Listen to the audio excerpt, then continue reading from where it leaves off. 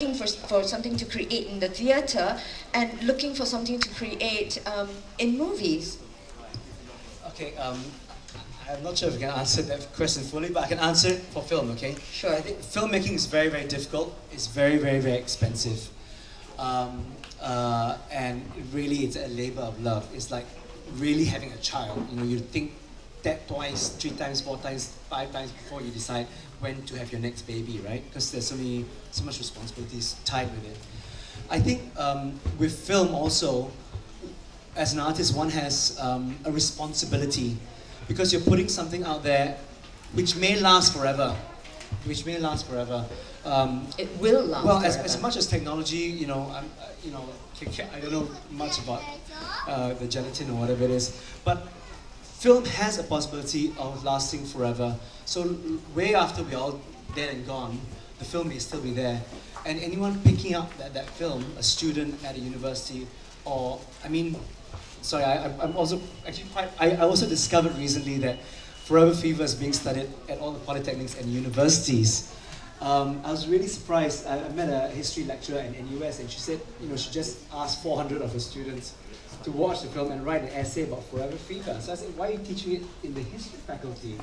And she said her module was about pop culture in Singapore in the 70s. So, she made everyone, 400 of her students write an essay on the film.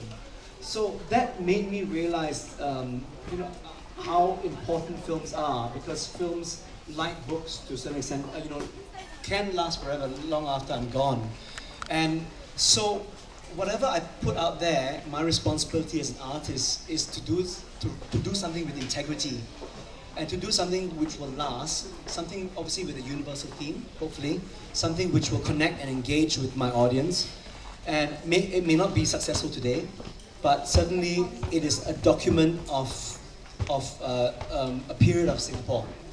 For me also, I studied history at university, and I never knew I would be a historian, but obviously Forever Fever is now being taught in the history faculty at NUS, and it made me realize that in Singapore, where history books are only written from one person's perspective, I think it's important that artists and journalists write from their perspective, so that we have different perspectives of the history of Singapore at any one given time.